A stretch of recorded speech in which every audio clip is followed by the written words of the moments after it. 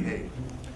Well, thank you very much for coming, everyone. I've been watching all the talks. This has been a very exciting conference for me. I was hoping someone would do sort of like a terrible talk, but the talks are very strong, so now I feel like the bar is very high. And hopefully I can live up to the standards that have been set by some of the previous speakers that I've seen. This is really a collaborative effort. Erica Price and Chase Wilson helped me develop the idea for the proposal from the ground up. These are graduate students, all of them. Soyan Kim, another graduate student, helped out some. Nate Sumaktoyo came up with one of the ideas for one of the designs. And Meredith Stauber is a new undergraduate who's now just starting graduate school, has kind of joined forces with us. So it truly is a collaborative effort, and it's not just Victor Ottati. I think of intellectual humility as a construct that possesses multiple components, and we focus on one particular, what I guess I could regard as a component of intellectual humility, which is open-minded cognition.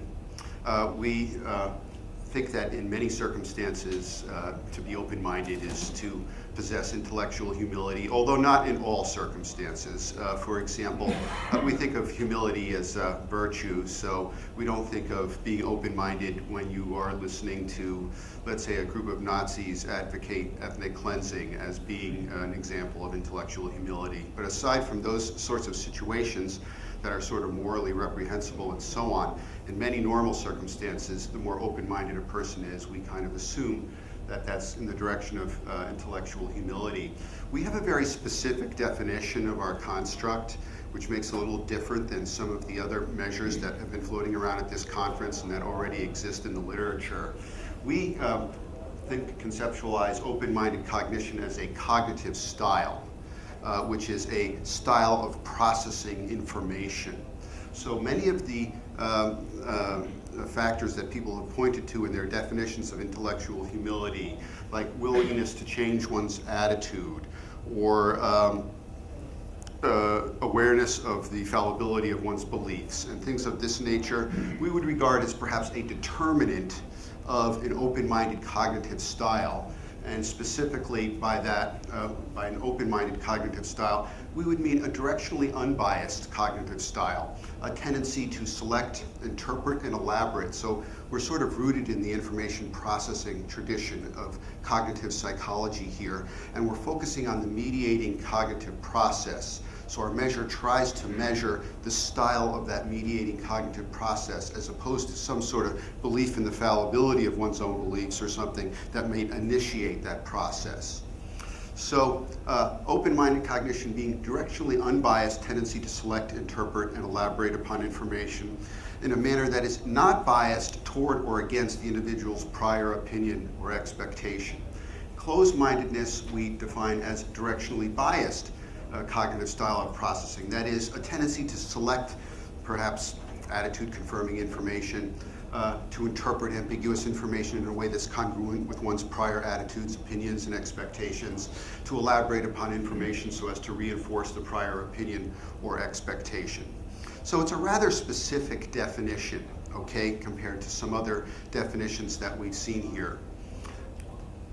Why are we studying this? I don't know if it's relevant for this audience. It seems like folks here are pretty much aware of this stuff. When I present this to other people, it's of both social, political, and religious relevance. It might reduce polarization. There's evidence we have more political polarization now in the US than ever before. We're seeing a lot of violence in the world due to ideological polarization. No one seems to be listening to each other. So for practical reasons, maybe it would help bring some cooperation and peace to the world.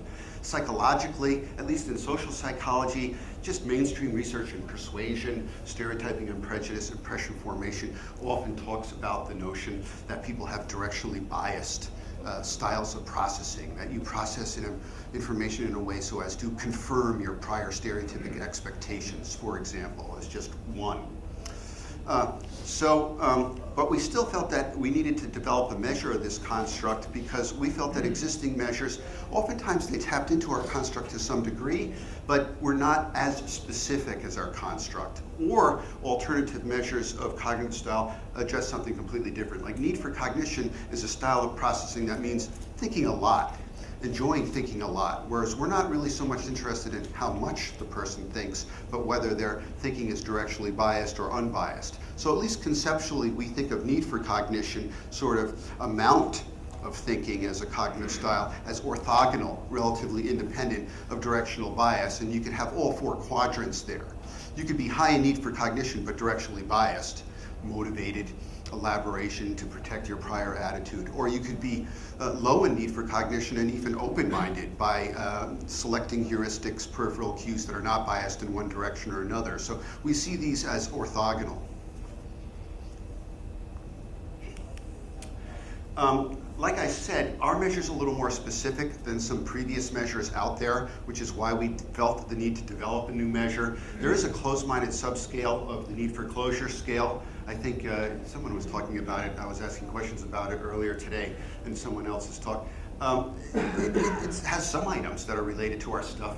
But look, I feel irritated when one person disagrees with what everyone else in a group believes. This may be a determinant of or an outcome of our measure. It may cause people to selectively attend or elaborate in what we would regard as a closed-minded manner, but it's a distinct construct, right? Openness to experience. I have a vivid imagination. That's not a measure of what we're specifically targeting. It may be correlated with it, but it's a different construct. Political dogmatism, to compromise with our political opponents is dangerous. Again, this might be correlated with our construct, but is not really a cognitive style measure. There's absolutely nothing wrong with nudist camps, right-wing authoritarianism, slightly different construct, I think, is safe to say, and so on. And importantly, we regard our concept as different than political tolerance.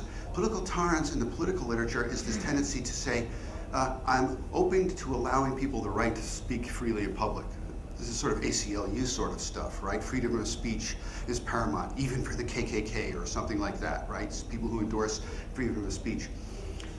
People might be high on tolerance in that situation, say, okay, we should permit the KKK to speak freely in public, but that doesn't mean I'm going to be open-minded when I listen to them. So it's a little different than giving people the right to speak does not necessarily mean you're going to be open-minded with regard to what they have to say.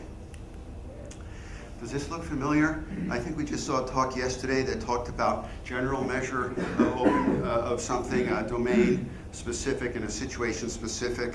So I almost felt like I was looking into the mirror when I saw your talk yesterday to some degree. So we conceptualize this as having a general thing. We can measure it just in the political domain.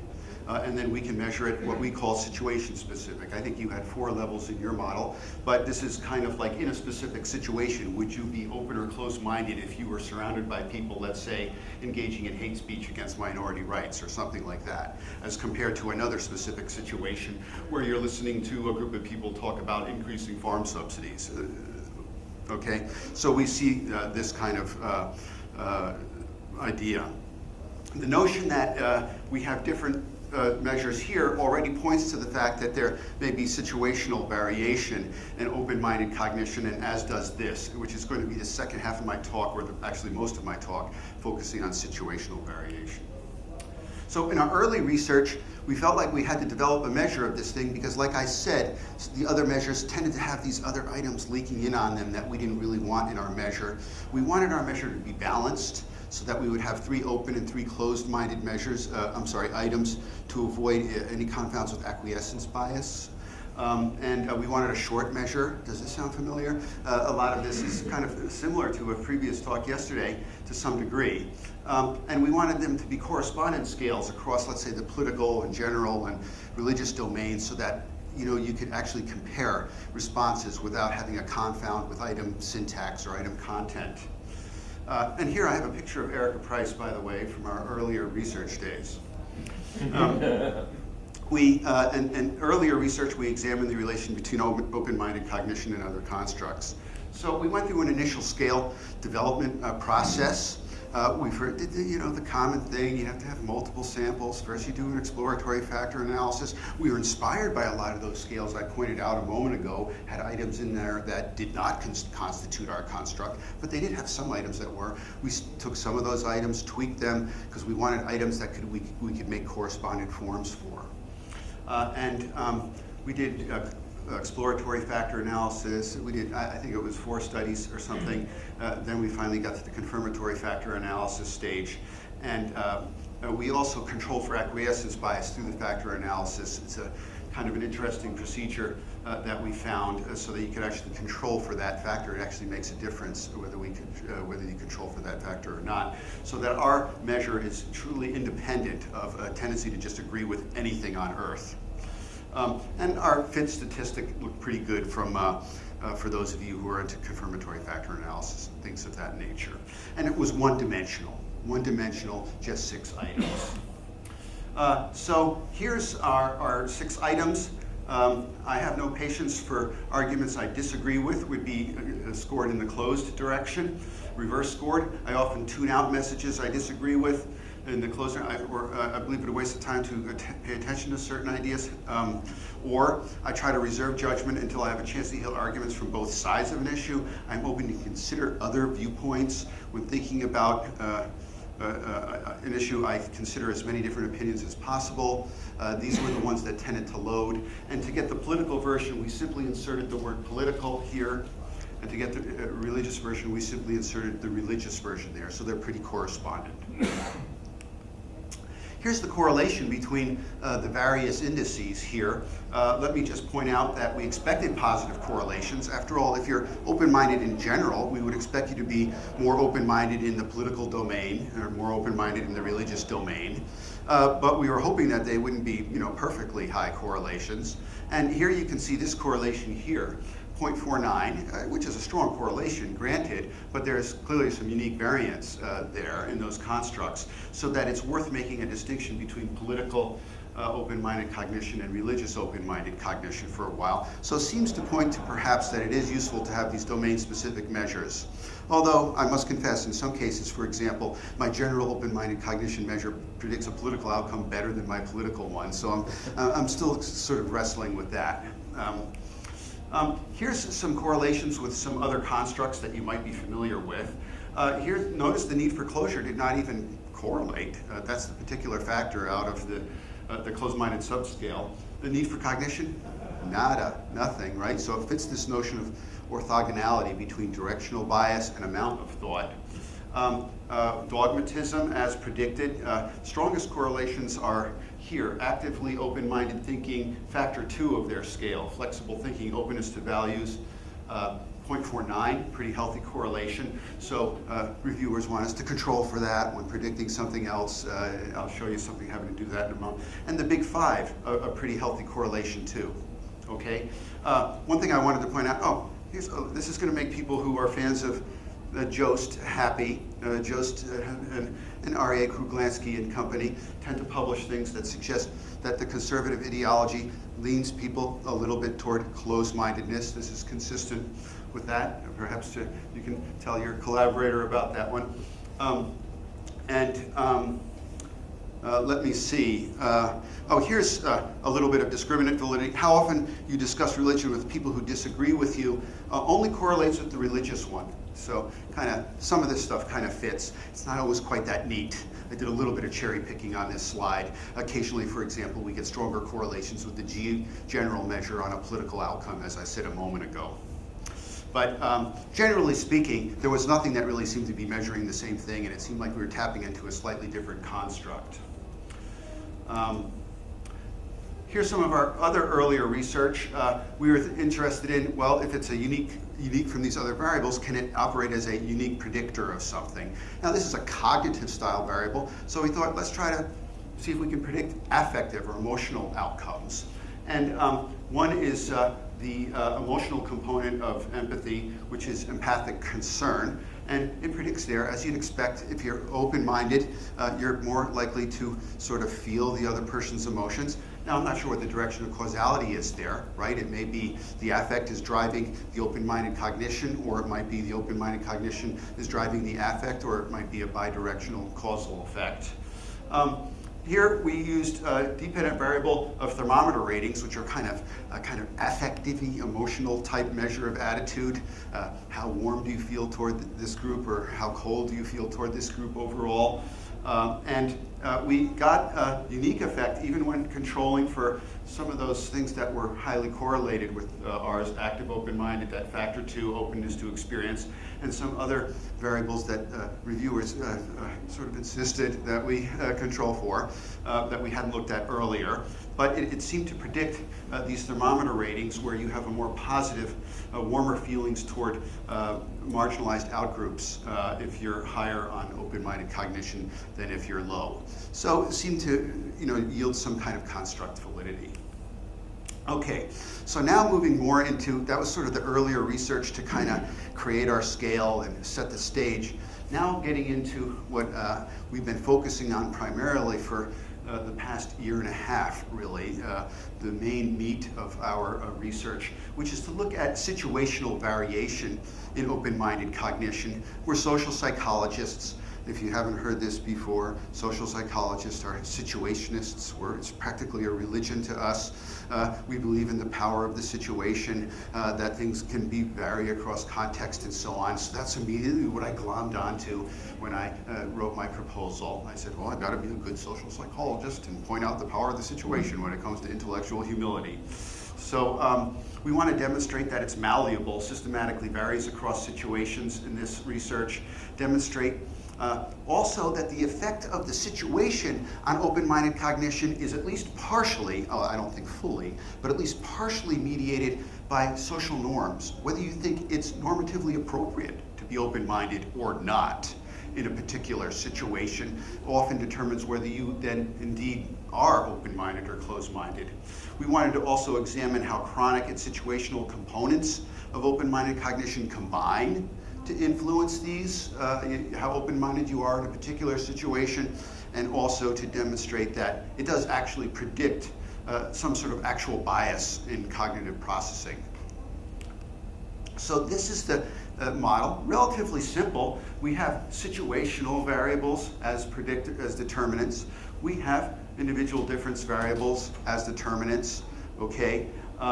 And we have the situational variables that we're interested in are things like situational domain, like for example, you might be more open-minded in politics than religion or something like that.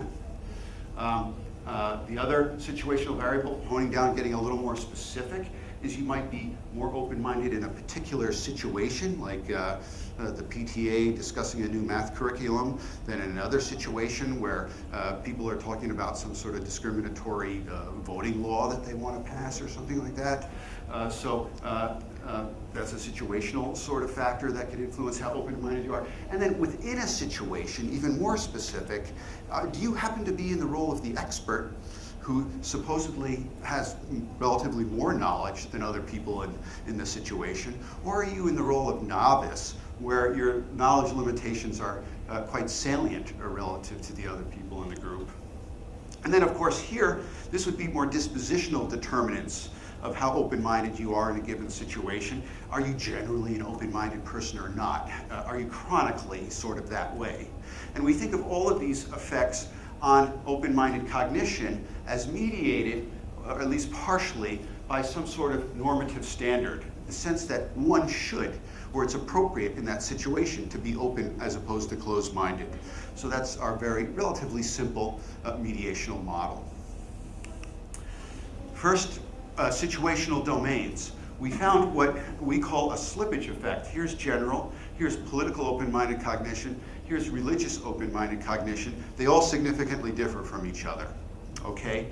The slippage effect is the tendency to go down from here, down here. You get this also in the political tolerance literature, even though I've already just stated a moment ago that our construct is different than tolerance. I'm still going to borrow one of their notions. In the political tolerance literature, what you find happening is people are totally in favor of freedom of speech in general. They give a 10 on that. But as soon as you start talking about specific groups and freedom of speech, it comes down. Okay, so this is called the slippage effect in the freedom of speech literature. Now again, I've already said we're in a slightly different domain, but the idea here is in general, it's very good to be open-minded. But as soon as I simply say to them, when it comes to politics, they're envisioning situations where, a little more concrete, it comes down a little more. And then I'm not sure why this goes from here to here, but the religious is also a little bit lower than the political open-minded cognition. So this is just a very blunt initial evidence that there is variation across situational domains and that situation plays a role. Now I want to get a little more specific to those the situation-specific variation in open-minded cognition.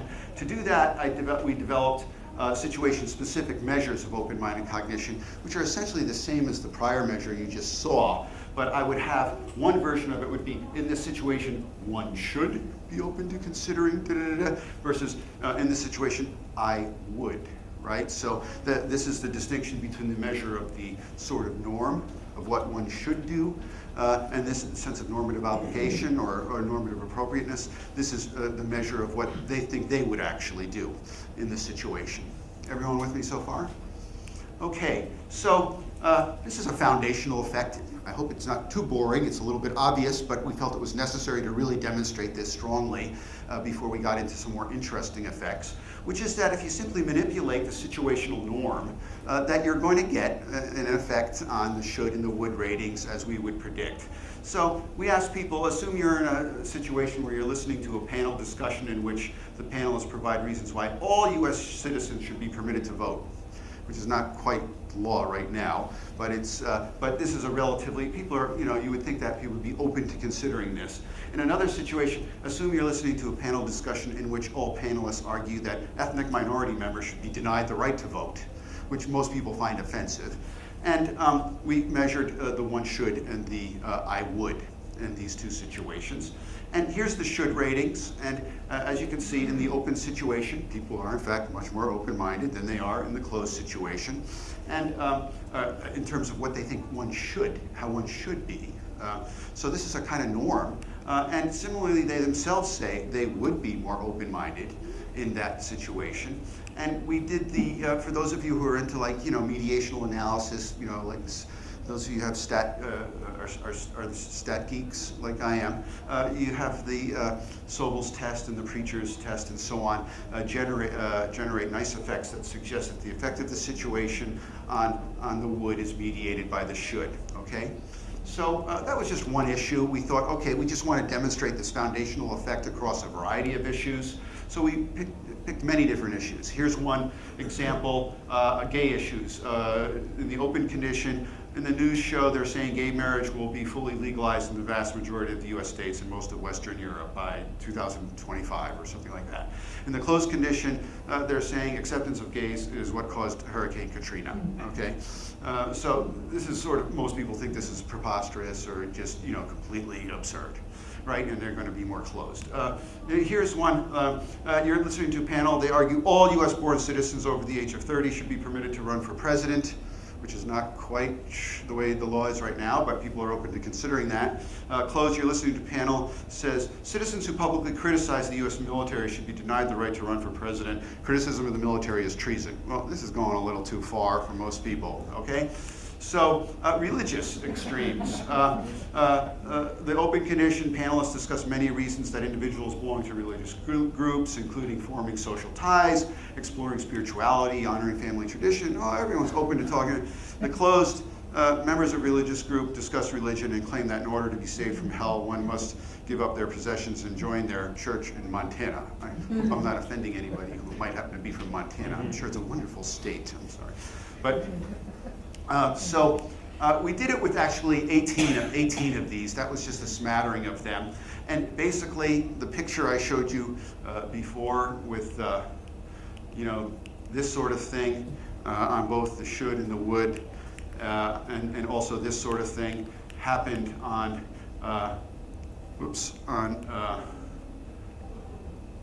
maybe I'm living dangerously, switching back and forth so much. We got the same effect, and we got the Sobel effect, the preacher effect. It was 17 out of 18 cases. Okay, so we've laid the foundation. Some people say, let's call them reviewers. Some reviewers say it's boring. Okay, but I still thought it was foundational to show this for our model. Okay, now let's get into stuff that's maybe a little more interesting and a little less obvious. But I still felt it was necessary to at least show the mediation by the norm and so on. So here's more evidence of situational malleability. Somebody was talking about the reciprocity norm, I think just a little while ago in one of the prior talks. I think it was you. I think it's one of the most underrated social norms in terms of governing human behavior. I think it's just all over the place. I think it's at the top 10 at the top of my list of the most underrated norms. If I was David Letterman and I had a top 10 list, it would be the top on my list. The reciprocity norm, of course, is not quite the golden rule. It's not quite do unto others as you would like them to do unto you, but it's more like do unto others as they do to you, or something like that. So if someone's nice, like it's normatively, I feel normatively obligated to be nice back to them. If someone is rude, obnoxious to me, or for that matter, closed-minded toward me, I feel that it's perhaps reasonable for me to be closed-minded back to them, okay? So not necessarily the most virtuous response, but nevertheless a descriptive model of how human beings seem to act. In fact, I'd like to look at situations where people are virtuous despite this norm, which is something I haven't yet gotten into in my research, for those of you who want to look into that, but I'm not quite there yet. So we have an open-minded conversation partner condition. Imagine you're talking to somebody. In both of these conditions, you disagree. In both of these conditions, you're talking to someone who disagrees with you. In the first condition, the conversation partner tells you he'd like to take your ideas seriously, and it seems like he's carefully listening. He's like being open-minded. In the other condition, your conversation tells you he can't really take your advice very seriously. It doesn't seem like he's even listening, and he's like goes off and plays with his cell phone or something like that, right? So, and here's the should condition. And of course, people say one should be more closed-minded when the person's goes off and plays with their cell phone, when they go off and play with their cell phone, than when they're open-minded toward me. And I also would be. And you see it's a little more extreme. It's like as if they're confessing to themselves being sinners here a little bit, right? Because they're even more closed-minded in terms of what they say they would do than they shouldn't be quite that, but they are. Well, you see what I'm getting at. Partial mediation, the effect may be a little stronger on the woulds than the shoulds.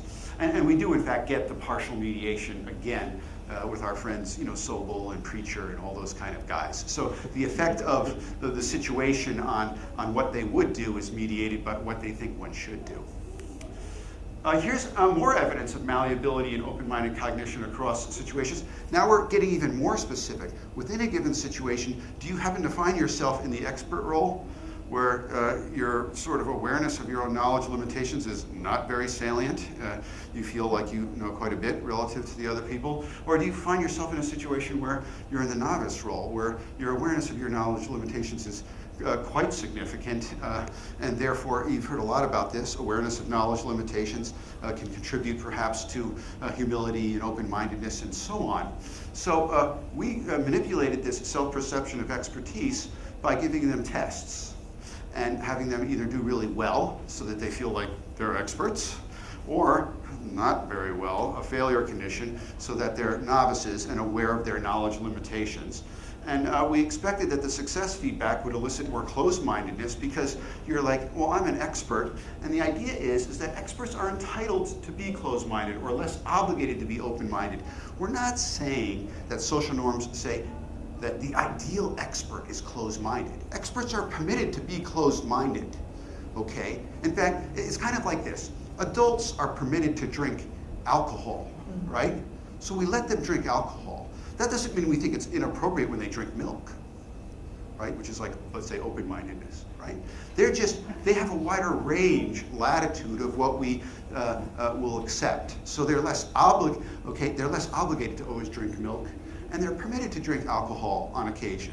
Whereas, a 10-year-old is not permitted to drink the alcohol, Okay, so what I'm pointing out is think of drinking milk as like the open-minded end of the continuum. We're not saying adults should not drink milk. You must drink alcohol. You know, we're not saying that, right? We're saying that there's just a wider range of acceptability there, so that they're less obligated to be open-minded.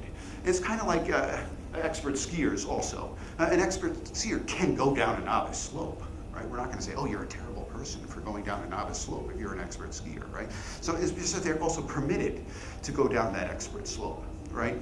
And the idea here is basically, you know, imagine someone who's been, let's say, studying global warming for the past 15, 20 years, has published 3 meta-analysis papers on this, and just knows everything there is about global warming. And it's kind of like we feel like, okay, this person's entitled, if they've decided, you know, global warming is for real, based upon all of this research, that this person's entitled to just kind of, if they hear someone who comes up with some kind of really bizarre notion about that global warming is a conspiracy theory due to, I don't know, Charles Manson or something like that, that they can just say, you know, this is not worth listening to, because they have the credibility to kind of say, this is really not worth listening to. So we give them the leeway, you might say. We're a little more tolerant of that from an expert, okay? Whereas a novice, to be closed-minded, is kind of like, who do you think you are, right? Where do you come off? Like as if you know everything. How could you be so closed-minded? You don't know anything. You should be open-minded. You're still at the learning stage. So, and we did this in 3 experiments. Here we gave them a political test where it was either you know, easy or they did poorly. I'm sorry, they did poorly in the blue, and they're more open-minded, or it was a really easy test, and they were more closed-minded. So they're kind of in the political novice position. Here we did it with a trivia test, just general trivia test, okay? People who do well on the trivia test people who do poorly on the trivia test are more open-minded. People who do well are more closed-minded. And then here we did it with another political thing where in the difficult condition where people were more open-minded, list 12 policy positions of Obama. It's kind of difficult. Most people can only list like 2. They have these 12 boxes, and they have to type in, I don't know, and the rest of the boxes. Whereas in this condition, it was like, list 2 policy positions of Obama. We stole this from Norbert Schwartz, right? This retrieval method. List 2, and much easier, so they succeeded at that. So the people who failed, who were in the 12 condition, were much more open-minded than the people in the 2 condition. We're still working on showing that this is mediated by normative obligation. We don't have that data in yet. But it kind of fits our sort of situational malleability hypothesis. So our flexible merit standard model says the situational stuff, but not only the situational stuff, and also some of this stuff is influences open-minded cognition. So one question that we wanted to further ask was, how did they combine if you have both? So we predicted situation-specific open-minded cognition. We manipulated whether the situation was open or closed or not. But we also measured whether in general they're an open or closed-minded person or not. So this is like your personality factor, this is like your situational factor, and then the interaction. And we only got the interaction significant on one case. We looked at a number of issues: internet censorship, search and seizure, spiritual insight, and so on. The take-home message to realize is that the effects are basically additive. There's a little interaction in one case, but the big point is that it's not dominated by one or the other, right? It's not dominated by the personality factor, nor is it dominated by the situation factor. So the personality psychologists and the social psychologists are going to have to sort of kiss and make up, right? It's a little bit of both, of a chronic component and a situational component. A little bit due to sort of chronic character, you might say, and also just situational malleability. They additively combined influence how someone is. Lastly, we wanted to show that open-minded cognition. How am I doing? When do I end? You go to 10 to about 11 minutes. Oh, I'm fine. So, and that includes questions. Oh, okay, I'm going to get it done quickly. So we wanted to just show that our measure is not just nothing. Like, it should actually predict actual bias in cognitive processing. Otherwise, we're just measuring like a phantom that doesn't really apply to anything in the real world, right? It should predict actual biases in cognitive processing. So we looked at information selection. We first picked people who are either liberal Democrats or conservative Republicans. These are all in the US. We dumped people in the middle, okay? So we screened out the middle. you get presented with 16 policy statements regarding healthcare reform, but you got to open them up, to see which ones you want to read. 8 of those 16 are supposedly provided by conservative Republicans. I mean, we had other biographical information, like, the person was from this state, and this old, whatever, congressional person. And 8 of them were supposedly by liberal Democrats. And so our dependent, so you got 16 of them, but you're only allowed to pick 8. So our dependent variable was, how often did they go and pick from the other side? That's the open. And we got this nice correlation between situation-specific open-minded cognition and how often they went to the other side. So they didn't always go to the other side, though, which speaks to your findings where they like kind of more balanced stuff. And it was more like they, instead of just staying on their own side, they went toward more the middle ground as opposed to going only for the 8 on the other side. So in conclusion, our measure predicts actual biases in cognitive processing. It possesses both a dispositional and situational component. It varies across situational domains. That slippage effect, we use an analogy to the political tolerance literature there. It also varies across specific situations, offensive versus non-offensive viewpoints. This is the kind of obvious effect that the reviewers complained was a bit boring, but I still feel like I need to include in the paper because it's, I think, foundational to the model. And then it varies across other types of specific situations, like interpersonal reciprocity norm also comes into play and seems to drive this, depending upon what the situation activates in terms of what the reciprocity norm implies in that particular situation. It varies across whether you happen to be in the expert or novice role in a given situation. And these effects, importantly, are partially mediated by the normative standard. And so that's the model there. Thank you. All right, questions?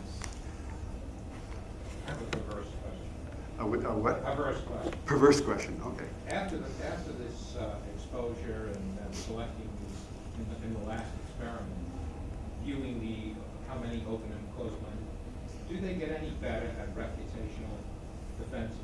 Refuting the one side or the other. That is, does exposure lead to reconfirmation of my own perspective? And is that different in open and closed minded? I realize that open-minded are going to expose themselves more, but what do they do with that information when they do expose themselves? Yes. Do they refute it, or do they in fact embed it or change their attitude in any way? That's an excellent question, and this particular study I've showed you this is the one little corner of this program of research that we still need to do a lot more studies on. But that's a great idea for a design. Maybe I should put you on as a collaborative author or something. But yeah, we've got to predict more actual outcomes with it, and it's true. This is an that was an information selection paradigm. Just because you select on the other side, you could still counter-argue it to death. So we haven't gotten measures that use amount of counter-arguing and things of that nature yet. So we have like about a few studies lined up in our head to do, and I'm going to add that one to our list. Thank you very much. What's the relationship, maybe it was in one of your structural diagrams, between the disposition and inferences about the normative standard? I'm trying to think whether more closed-minded people think it's more normative to be closed-minded. Yeah, you're right. There's a. No, you're right. You didn't miss it. It's missing. You're right. There is a gap there. So, in other words, for example, here we have both the disposition and the situation, but the dependent variable is the Wood rating. Right. So what you're talking about is perhaps something like that on the should rating. The correlation between the dispositional and the should rating. Yes, and also whether, for example, the should rating mediates this particular effect. And I don't think we ran it that way, and I really regret that we. But I gotta have to double check to make sure I'm not forgetting. Because I suggest that part of the dispositional effect is a difference in your beliefs about the normativeness. In fact, that's what we think. That's what we think, and so that's why that's clearly something that's important for us to empirically demonstrate, that the disposition is also. I mean, our model is consistent exactly with what you're saying, which is that also the dispositional effect, well, you can't see it because I've got it covered up, but the effect of this on that is supposed to be flowing through this, so that they have chronically, their sense of normative obligation to be open-minded is a little higher chronically.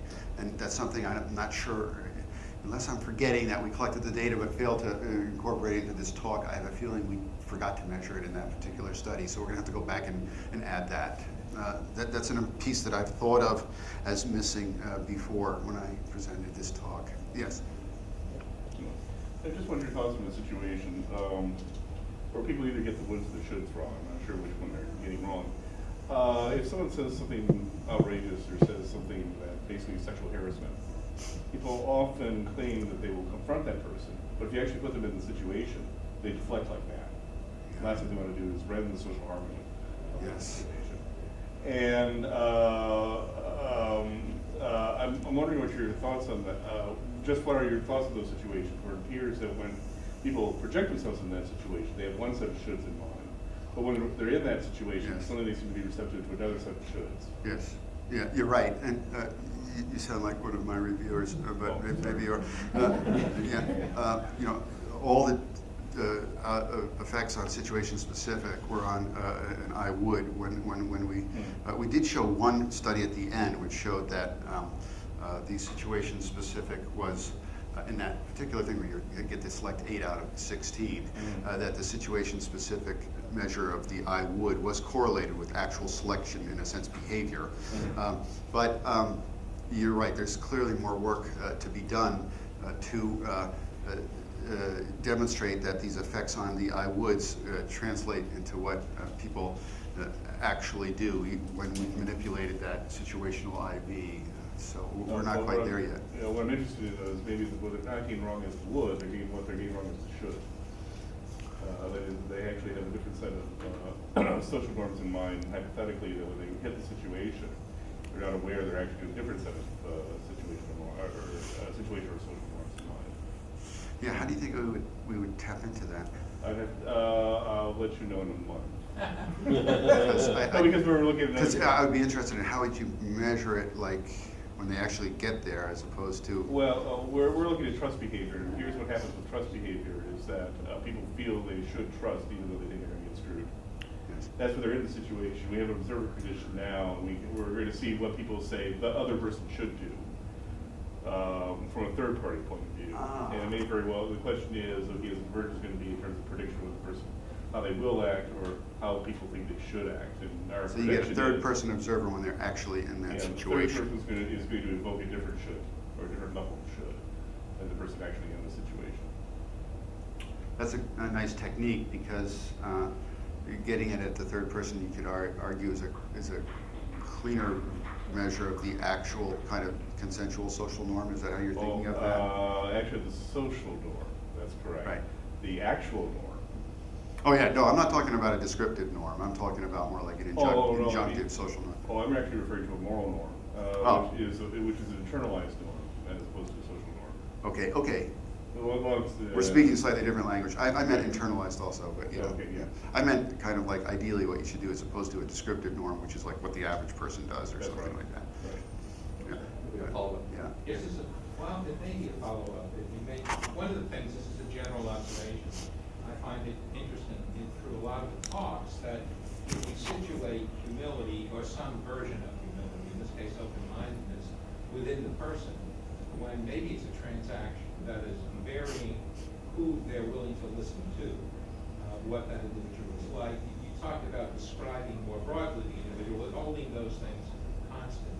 But suppose your opposed individual is of one kind, is highly engageable or not highly engageable. Does that change my degree of open-mindedness? That would you say floats. If you think it's different by situation, then you see it as a floating circumstance. So let me, I'm not sure I totally understand your question, but the closest I can think of is this sort of effect with when you have a conversation partner. Does this kind of, so what would you, I'm not sure I understood what you were saying. I'm thinking more of individuals who themselves are open and closed. I'm going to confront that open and closed minded person. You're making the partner open or closed minded. Right. Is that right? Right. And how do you do that again, just by describing? Just describing their behavior. So of course it's always an inference, right? You can't directly observe their subjectivity and how open or closed-minded. So it's by inference on the basis of their behavior. It sends out the signals that they're not looking at you, they're rolling their eyes, they're taking out their cell phone and so on. Yeah. We've got one more minute, so if we can. I'm sorry, I didn't give you a good answer. I didn't You really. did, you gave me a good answer. Oh, I Get did. one more question in, that'd be great. This might be too long, so it's related, I think. So I'm a philosopher, so this is really a clarification. Now I'm really scared. Every time philosophers ask me a question, I get scared. What I'm interested in is how you're thinking about the distinction between the dispositional factors and the situational. So from one perspective, I mean, from my perspective, just hearing what you're saying, it sounds as though it's really just a kind of general, specific distinction. So it's all dispositional, right? You put someone in the same situation over and over again, they'll behave in the same kinds of ways. It's just that you've given a more specific characterization of the kind of situation at issue. Is that how you think about it? I guess I'm kind of drawing it back in psychology anyway. There was a kind of old personality tradition which was kind of like you measure how aggressive a person is in terms of their trait aggressiveness, and the assumption is you just kind of they're just more, and that's what determines how aggressive they are in any situation, you know. And so, and it does have something to do with how aggressive they are. Someone high in trait aggressiveness will be, in most situations, on average, more aggressive than someone low in trait and aggressiveness. But then the social psychology group kind of came in, you know, something like in the mid-1900s or something like that, and started screaming about, oh, well, there's situational variation in how aggressive you are. You're much more aggressive if you're playing on a football game than if you're sitting in church, okay? And then there were these like little debates by people like Michel and other words trying to show that the percentage of variance accounted for by the situation was like 10 times bigger than the percentage of variance accounted for by the trait. And so people were screaming at each other, whether you were a personality, and that's sort of what this is situated in. So they kind of construe the chronic personality piece as like almost like on average, averaging across all situations how open-minded you are. And so that's what I mean when they're sort of additive. Great. Let's thank our speaker. Yeah.